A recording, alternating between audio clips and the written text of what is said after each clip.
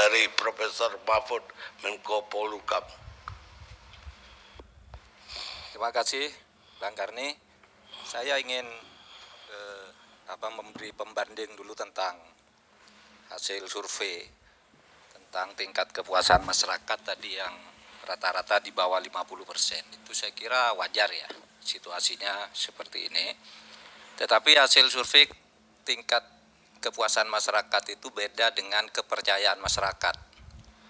Hasil survei tentang kepercayaan masyarakat yang baru saja saya mau berangkat ke sini itu masih 68%. Tingkat kepercayaan masyarakat kepada pemerintah. Ini surveinya yang baru diumumkan barusan di Metro. Jadi soal kepuasan itu soal lain, dan ya wajar menurut saya orang tidak puas. Misalnya di bidang hukum tadi, hukum itu kalau dipilah-pilah, yang selama ini banyak keluhan kan di misalnya Mahkamah Agung terlalu banyak memberi korting kepada koruptor. Itu kan sudah bukan urusan pemerintah. Pemerintah tidak boleh ikut itu. Mahkamah Agung hampir semua koruptor yang minta PK diturunkan semua hukumannya. Dan itu terserah Mahkamah Agung aja, urusan Mahkamah Agung. Dan orang marahnya di situ. KPK mungkin dianggap agak lambat, itu juga tidak pemerintah. Nah, kita kalau saya yang mencatat misalnya hal-hal baru yang dicapai dalam 8 bulan terakhir itu, misalnya kita menangkap Paulina yang sudah 17 tahun lari, menangkap Joko Chandra yang katanya itu dibiarkan aja tidak dilepas, kita tangkap. Jenderal Polisi 2 sekarang jadi tersangka, Pinangki jadi tersangka. Pasti ada kekurangan-kekurangan, tetapi bahwa itu juga ditempuh atau dilakukan oleh pemerintah dalam waktu 8 bulan, karena itu kan mulainya bulan sesudah pandemi ini sebenarnya. Semua itu terjadi sesudah kita mulai mengenal medan itu. Nah itu misalnya tindakan Jiwasraya. Saya kira enggak orang bayangkan dulu Jiwasraya bisa diajukan ke pengadilan oleh pemerintah sendiri, Direktur Garuda, dan sebagainya dan sebagainya. Artinya itu sebenarnya kalau hukum itu bisa dipilah-pilah gitu. Siapa mana yang dilakukan oleh Mahkamah Agung, mana yang tidak, yang harus dilakukan oleh pemerintah. Bahwa masih ada kekurangan itu iya, sudah pasti. Nah, saya ingin cerita tentang Omnibus Law. Ketika Pak Alwi Shihab di zaman Pak SBY dulu menjadi duta besar keliling untuk urusan Timur Tengah, membawa beberapa investor dari negara-negara UKI, ratusan juta US dollar mereka datang ke sini mau investasi, diterima oleh Pak SBY. Wah, bagus investasi. Beri karpet merah oleh Wakil Presiden Pak Yusuf Kala, ayo investasi. Sesudah mau dieksekusi tidak bisa, Pak, karena katanya bertentangan dengan peraturan ini. Sesudah masuk ke eselon 2 di sebuah departemen, oh ini ada kepresnya begini, tidak boleh. Oh itu ada undang-undang nomor sekian sehingga pulang, orang sudah ke sini pada pulang. Itu sebabnya lalu bagaimana penyederhanaan perizinan itu menjadi penting. Gitu. Itu satu. Yang kedua, ketika tahun kedua Pak Jokowi itu menjadi presiden, dia pergi ke Tanjung Priok melihat dwelling time, bongkar muat kapal. Kok sampai 7 hari, 8 hari, apa tidak bisa 2 hari, 3 hari, kata Pak SBY. Bisa, kata Darmin Nasution yang kota waktu itu. Tapi tidak bisa juga, Pak, karena sesudah ditata di bidang itunya ada undang-undang lain yang beda. Sesudah diselesaikan di urusan bea cukai, wah ini imigrasinya lain lagi, ini lain lagi. Sehingga pada waktu itu, ini gimana sih caranya? Nah, ketika Pak Luhut Panjaitan itu jadi Menko Polhukam, saya, Jimli Asidiki, Indiarto Senuaji, itu diundang oleh Menko Polhukam Pak Luhut. Gimana? Ini pemerintah terhambat oleh aturan yang banyak itu. Disitulah kita katakan kalau gitu buat aja Omnibus Law. Itu tahun 2016. Oke, kita garap. Tiba-tiba Pak Luhut direshuffle pindah ke Menteri Kemaritiman.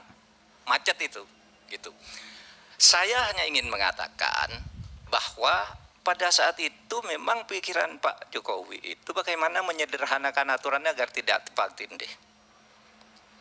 Kemudian kami bekerja ikut membantu Kementerian Hukum dan HAM. Kalau tidak salah Mas Zainal Pak ikut ya tentang penataan regulasi. Penataan regulasi karena tumpang tindih sampai ada seminar besar berkelas internasional juga di Jember. Gimana sih cara nata regulasi itu? Ya karena itu melihat hal-hal seperti itu. Itu latar belakangnya antara lain tumpang tindih peraturan, lalu menampung lapangan kerja, bahwa kemudian ada perbedaan isi, itu tidak apa-apa. Nah itulah kritik-kritik yang bagus tadi. Meskipun sebenarnya kadang-kala kritiknya itu terlambat. Karena begitu ada kritik, itu sudah dicabut. Yang dikritik itu diganti dengan masukan kritik. Seperti tadi kata Mas Bahlil, soal tanah 99 tahun. Itu kan dulu pertama. Lalu orang tidak setuju, cabut.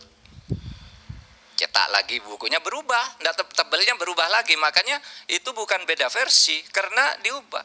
Orang ribut soal pendidikan. Kok pendidikan nih begini? Cabut. Berubah lagi halamannya gitu. Karena itu dalam proses diskusi yang dari buruh yang Mas Iqbal, Said Iqbal itu yang demo besar-besaran itu sudah berapa kali ke kantor saya menyampaikan 13 usul perbaikan. Udah ditampung. Ditampung itu dalam arti mari dirembuk. Pasalnya berubah, cari jalan tengah. Ketemu misalnya, tapi ada yang walk out gitu. Kalau ada yang walk out kan harus diputuskan juga gitu. Nah, yang seperti itu artinya proses penyerapan aspirasi itu ya menurut saya sudah jalan sih. Menurut saya sudah jalan. Itu bahwa orang tidak setuju itu soal lain. Kalau dicari salahnya, semua undang-undang itu pasti jelek lah. Semua undang-undang pasti ada jeleknya. Itulah sebabnya kita membuat Mahkamah Konstitusi gitu. Mana ada undang-undang di Indonesia ini yang tidak diprotes? Tidak ada kan? Semua yang tahun ini semua diprotes. Ya tidak apa-apa gitu. Tapi negara ini kan harus jalan. Bukan kalau diprotes lalu berhenti kan begitu. Nah begini. Saya bicara yang lain, menyangkut evaluasi itu. Saudara, banyak orang mengatakan, wah pemerintah sekarang ini tidak beres, tidak mengerti Pancasila. Gimana tuh? Sudah punya Pancasila, sudah punya undang-undang dasar, kok tidak pemerintah sekarang tidak konsisten? Saya katakan tidak ada satu pemerintah pun di Indonesia itu yang tidak dituduh tidak mengerti Pancasila.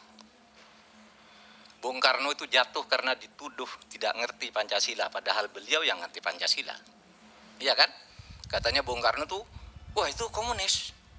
Nah suatu saat Bung Karno dituduh juga liberalis ketika membuat undang-undang agraria kan. Kalau komunis mestinya orang tidak boleh punya tanah pribadi. Tapi hukum agraria kita mengatakan boleh dengan batas sekian. Nah, Bung Karno itu liberalis atau komunis kan gitu. Akhirnya dia dianggap dekat komunis, jatuh juga dianggap melanggar Pancasila. Bung Karno lah ini. Sudah itu katanya Pak Harto bagus, jatuh karena dituduh melanggar Pancasila. Iya kan? Mana ada coba? Tidak ada. Habibie, wah ini hebat katanya. Pak Habibie di demo selama pemerintahnya, lalu dituduh juga tidak mengamankan Indonesia karena melepas Timur Timur. Dibilang anti NKRI, merusak NKRI, merusak Pancasila. Gus Dur sama, habis dia di demo sama perintahnya, katanya ini tidak bisa melaksanakan Pancasila, jatuh dia. Mbak Mega dituduh, wah ini jual aset negara bertentangan dengan Pancasila, bertentangan undang-undang dasar, di demo sepanjang pemerintahnya, sama. Pak SBY iya juga sampai didatangi oleh tentara-tentara. Anda nih mau enggak mengeluarkan dekret kembali ke undang-undang dasar? Ini pemerintahan Anda ini melanggar Pancasila. Anti Pancasila lagi.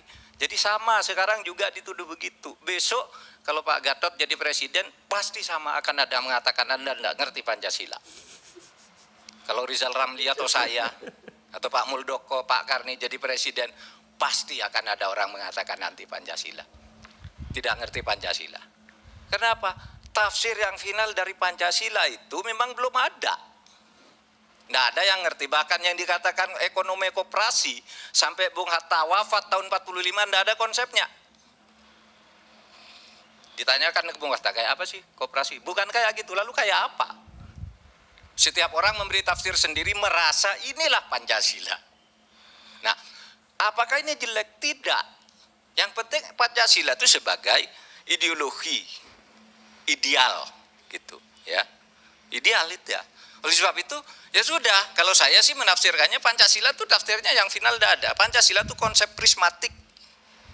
Yang bagus dari sini masuk, yang bagus dari sini masuk, kapitalisme oke, yang bagus. Individualisme bagus karena menganggap manusia itu lahir bebas, komunisme bagus karena menganggap manusia lahir sama, ketemu di tengah menjadi prisma dia. Oleh sebab itu kebijakan setiap pemerintah tergantung pada kebutuhan saat itu. Bung Karno katakan yang Pancasila yang benar ini. Ternyata salah kata orang, jatuh dia. Pak Harto belok sebaliknya, jatuh juga. Gitu. Nah oleh sebab itu menurut saya persoalan yang seperti itu, kalau saya yang dari risau, orang pasti ada yang kritik. Siapa coba yang tidak pernah, yang dianggap benar di negara ini? Apakah ada 75 tahun merdeka, apakah ada pemerintah yang dianggap benar dan dianggap sudah melaksanakan Pancasila dan konstitusi? Itu kan tidak ada. Tidak ada kan? Tidak ada. Apakah itu presiden, apa wakil presiden, apakah menteri? Siapapun besok yang jadi presiden, jadi menteri akan dibegitukan lagi. Tapi tidak apa-apa. Itu demokrasi. Siapapun besok jadi presiden akan sama. Ini sejarah selalu berulang begitu. Nah oleh sebab itu saya katakan, saya sama sekali tidak pernah tertarik untuk misalnya mengatakan, wah kami itu oposisi, kami yang dipimpin negara. Baik saya enggak, bukan apa-apa dia. Saya ingin tahu apa yang baru dari kami itu yang dikritik. Soal oligarki itu kritik kita dulu kepada Pak Gatot juga ketika jadi panglima. Sama kan? Anda dari pemerintahan kok pemerintahannya oligarkis. Gitu. Korupsi kritik kita juga dulu. Korupsi banyak gitu. Pro komunis juga dulu ada begitu. Anda liberal juga dulu begitu. Semua kritik tuh sudah ada. Sehingga saya tidak merasa wah ini ada pikiran baru dari kelompok ini. Tidak ada. Saya ingin tahu apa yang baru dari yang sudah-sudah. Kritik kayak gini ini tadi kan tidak baru semua. Mesti pemerintah pada posisi yang salah. Dan itu memang pemerintah harus dibutuhkan. Saya ketika di luar, ya harus begitu dong. Sudah jadi pemerintah, mari siap dikritik. Gitu aja. Lalu berdiskusi. Itu namanya demokrasi. Gitu. Nah, oleh sebab itu, saudara, saya ingin katakan, bukan hanya orang dikritik, bahkan orang juga sesudah memimpin itu meskipun ideal sebelum memimpin. Sesudah memimpin dapat dikatakan tidak bisa berbuat apa-apa di luar bidangnya. Mari kita mulai sekarang. Pak Amin Rais, hebat, lokomotif demokrasi. Tapi apa dia bisa mengubah Indonesia? Selama dia menjadi ketua lembaga tertinggi negara, tidak berubah, korupsi masih banyak, krona-krone masih banyak. Padahal ketua MPR-nya waktu itu lembaga tertingginya Amin Rais. Katanya banyak komunis. Pak Gatot pernah jadi panglima. Mana komunisnya tidak ditangkap? Mau sekarang bicara komunis. Gitu.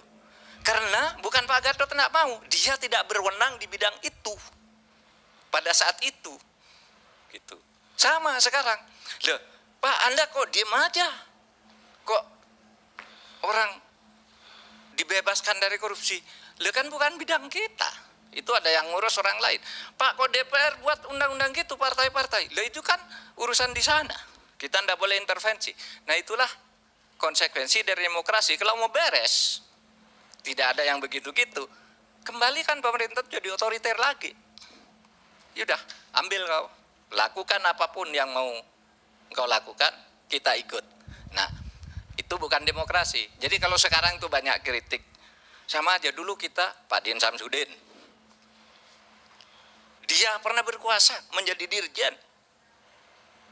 Apa yang dia perbaiki saat itu? Pimpinan Golkar di MPR juga nggak ada. Yang dia kritikan sekarang itu kritik kita kepada dia dulu. Iya kan? Iyalah. Saya sebut satu persatu. Rizal Ramli sama juga, sudah pulang. Sudah pulang. Sama. Saya ingin tahu siapa yang bisa menyelesaikan masalah di negeri ini. Tidak ada.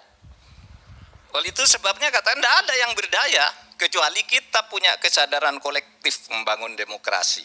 Orang bilang, wah paling hebat di dunia ini Artijo Alkostar. Saya sependapat, tuh hakim paling bagus. Tapi apakah dia menyelesaikan masalah di Indonesia? Tidak, dia hanya menghukum orang yang dia tangani, yang di luar dia tidak bisa berbuat apa-apa.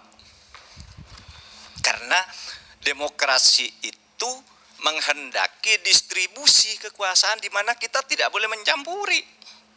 Itulah demokrasi. Makanya tidak bisa semua orang lalu bisa semuanya, itu konsep otokrasi, bukan demokrasi.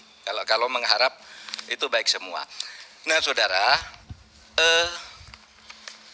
saya tidak excuse bahwa pemerintah sekarang nih benar, enggak juga, Pak. Kekurangan-kekurangan banyak, tetapi sadarilah bahwa di dalam negara demokrasi itu setiap orang kewenangannya itu dibatasi oleh lingkup yang diatur oleh hukum, diatur oleh konstitusi. Misalnya presiden mau marah ke Mahkamah Agung, kok buat putusan begitu? Enggak boleh. Mau bilang ke Mahkamah Konstitusi, jangan bilang enggak boleh. Gitu. Kalau ada misalnya tudingan Mahkamah Konstitusi kok membuat putusan kayak gitu, kan tidak boleh gitu. Nah, itu yang terpenting tadi, tidak ada pemimpin itu yang sempurna yang tidak dituding tidak ngerti Pancasila, termasuk yang menggali Pancasila sendiri. Itu dituding tidak ngerti Pancasila tuh Bung Karno, padahal beliau yang gali Pancasila. Sampai dijatuhkan karena katanya melanggar Pancasila, melanggar konstitusi. Kan Bung Karno, terakhir. Nah, sekarang oleh sebab itu, saudara, pemerintah itu kalau dalam posisi saya, kalau mengambil langkah-langkah hukum tadi yang disebut oleh Mas Rizal Ramli, penangkapan, pengamanan, karena undang-undang ITE, itu yang membuat undang-undang ITE itu dulu Pak SBY. Pak SBY yang buat. Tuh, kenapa? Pada waktu Undang-Undang nomor 11 tahun 2008 dikeluarkan karena terlalu banyak hoax. Dia diserang habis-habisan, tidak berdaya. Gimana sih cara mengambil ini? Buat undang-undangnya. Lalu sekarang kalau dipakai kok mau dimarahi? Kan dipakai sekarang orang buat hoax, memfitnah orang lewat itu, ya sudah biar diproses. Bahwa mungkin ada perlakuan tidak adil, yang satu diborgol, satu tidak. Nah itu nanti kita sebagai kritik kita catat. Kalau itu benar, itu apa ada prosedur kalau jenderal itu tidak diborgol, kalau orang lain diborgol misalnya kayak gitu. Tadi pertanyaannya itu bagus. Dan saya kira sudah sampai juga sekarang, sudah didengar oleh yang bersangkutan. Bukan aja itu, Pak. Kalau pihak ini yang diadukan nggak diproses, kalau ini yang diadukan pasti diproses, bahkan bisa diborgol. Kira-kira itu ya itu salah satu kritik, meskipun itu tidak benar juga, karena kan seperti Ahok itu juga dihukum juga, ya kan? Ahok dihukum, lalu di Jawa Tengah tuh ada orang juga yang soal penistaan agama terhadap gereja. Di Bali juga orang dihukum sama juga lah. Tinggal mungkin ada hal-hal tertentu yang mungkin pertimbangannya politis atau khusus atau, nah itu yang harus kita terima sebagai kritik, kita catat. Tapi begini, saudara, kalau pemerintah bertindak merespon terhadap itu, maksudnya agar jangan suatu saat kita itu mengatakan terlanjur terjadi. Karena pernah terjadi pemerintah didorong melakukan suatu di suatu daerah, dilakukan salah, menimbulkan kekacauan. Lalu apa yang terjadi? Dulu kamu kan usul gitu. Lalu yang usul itu cuma bilang, saya kan hanya usul, pemerintahnya kan kamu harus bertindak dong. Gitu kalau sudah salah. Khawatir nanti kayak gini, ini semua didengarkan, yuk ikut Anda semua, ternyata salah, kacau negara ini, Anda kan tugas Anda, saya kan hanya usul katanya. Nah, oleh sebab itu pemerintah itu bertindak. Kalau saya dari urusan kaidah fikih, pemerintah itu bertugas menjaga negara. Negara itu harus tegak, selamat. Dalam kaidah fikihnya Ibnu Taimiyah itu disebutkan begini, Sittu nasanawat bi imamin jahil afdhalu min lailatin bila imam. Kamu punya pemerintahan yang jelek, kurang bagus, tidak sempurna selama 60 tahun, asal ada pemerintahan itu jauh lebih baik daripada tidak ada pemerintahan 1 jam. Karena pemerintah harus ada, jangan sampai orang mengatakan, ini pemerintah membiarkan sesuatu terjadi, itu salah lagi. Kalau menanggapi orang salah, tidak nanggapi salah, padahal undang-undangnya sudah ada, undang-undang ITE-nya gitu. Nanti tinggal buktikan di pengadilan. Besok siapapun jadi perintah, tangkap itu orang kalau membuat kekacauan seperti itu, ya. Nah, saya bayangkan begini Pak, begini, yang terakhir sekali. Kalau suatu saat karena serangan-serangan kritik seperti ini, misalnya polisi, tentara, wah saya terlalu banyak kritik, saya mogok 1 jam, sudah urus itu. 1 jam itu akan terjadi perampokan, pembakaran, pembunuhan, kudeta dan macam-macam. Sesudah 1 jam, tentara dan polisi bilang, oh saya berhenti mogok, udah habis, udah hancur negara itu. Oleh sebab itu tindakan antisipatif yang lebih tepat. Ini tadi, situna sanawat bi imam menjahil afdalu min lailatin au min saatin bila imam. 60 tahun kamu punya pemerintah yang mungkin dianggap jelek, dikritik macam-macam, itu jauh lebih baik daripada 1 malam atau 1 jam saja kamu tidak punya pemerintahan. Baik.